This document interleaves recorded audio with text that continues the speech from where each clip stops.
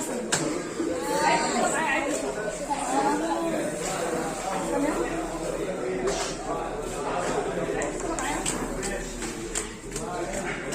عايز كم تعبت دول؟ 10. كنت أكد كام هم 10؟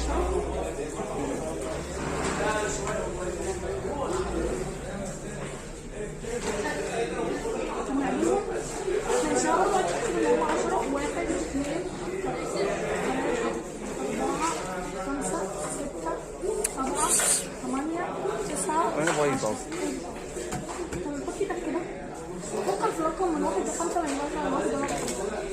فكر في رقم من 1 ل 5 من 1 ل 5. حلو؟ فكر في كام؟ بمزاجك صح؟ إذا عملت كده دخلوا جوه ايدك 3 كروت وهم 13. وهم 13.